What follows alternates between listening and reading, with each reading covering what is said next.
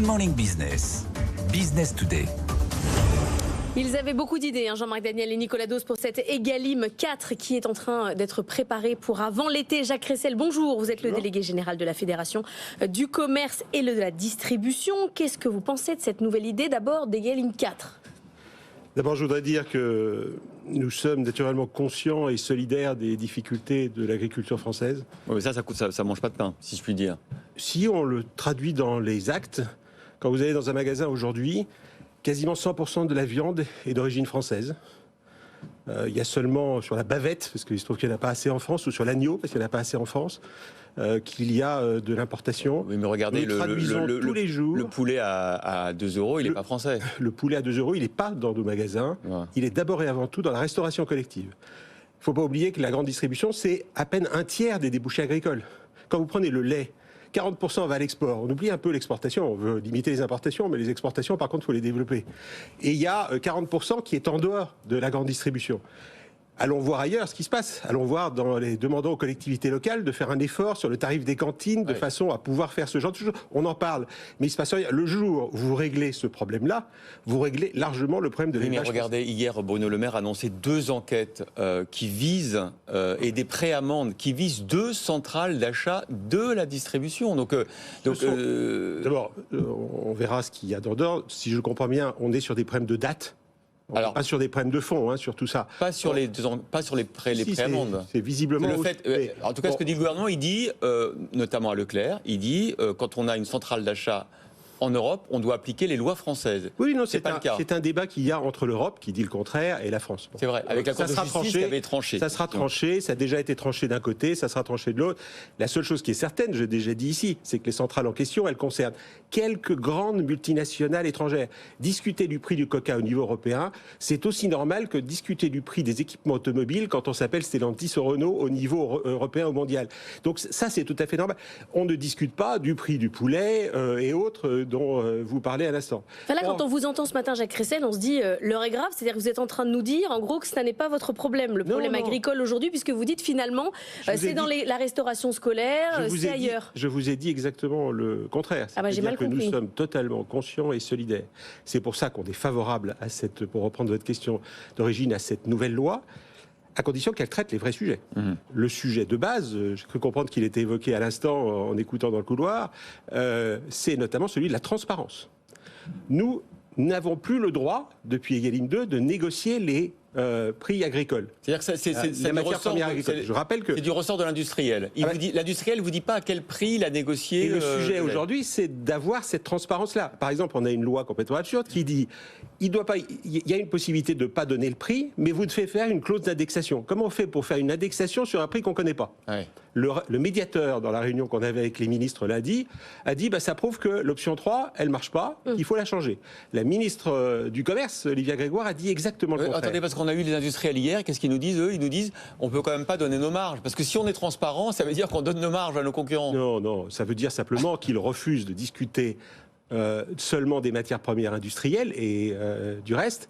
Nous, ce qu'on dit simplement, c'est la loi Egalim 2 prévoit un système dit en marche avant, dans lequel il y a une négociation entre le producteur agricole et l'industriel. Ce prix doit être connu de façon à ce qu'il ne soit en aucun cas renégocié par la suite.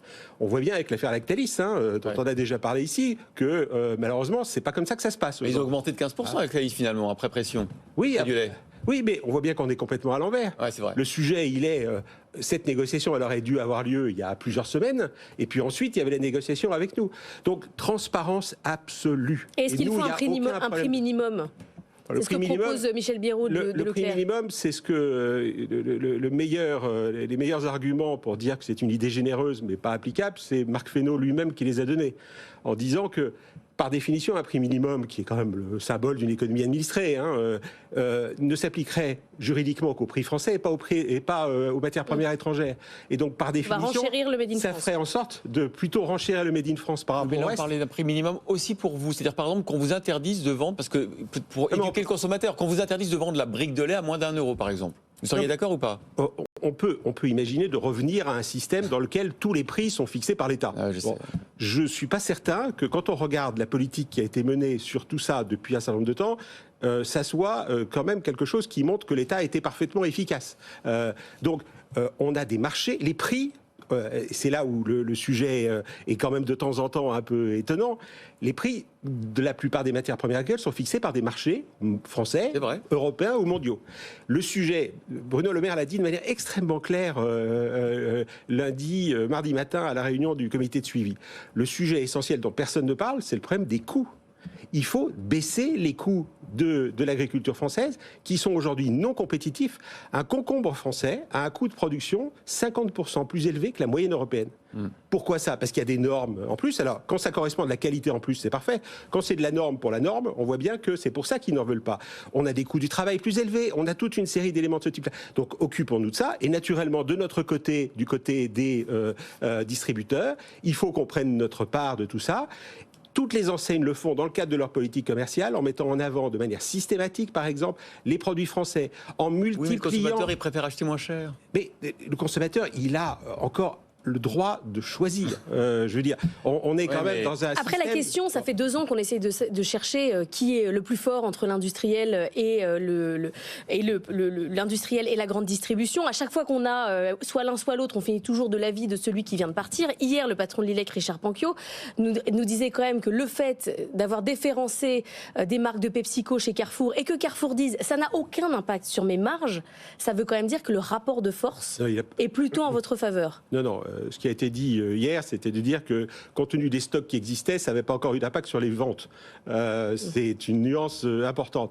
Deuxièmement, je suis désolé, mais dans un litre de Pepsi ou dans un litre de Coca, la part de la matière première agricole, elle est même souvent à 0 quand vous prenez un Coca 0 ou un Pepsi 0. Donc, on ne parle pas du tout de la même chose. On est sur des sujets de produits ultra transformés, très souvent d'ailleurs des produits de droguerie, de parfumerie, d'hygiène, qui se traitent à ce niveau-là. Le sujet aujourd'hui, il est de faire en sorte que sur les produits français, effectivement, il y ait une juste rémunération du producteur agricole. Encore une fois, la plupart des prix sont fixés au niveau mondial et nous respectons totalement ce qui est dans le contrat qui nous est envoyé par l'industriel.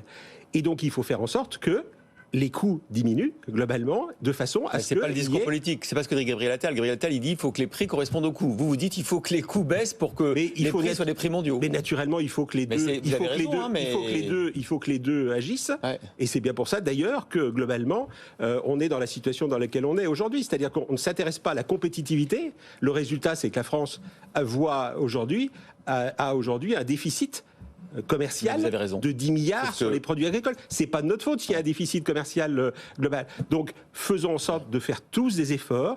Nous, on le fait. Les industriels doivent le faire en prenant sur leur marge. Et l'État doit avoir une politique qui soit cohérente. Visiblement, c'est pas encore complètement le cas.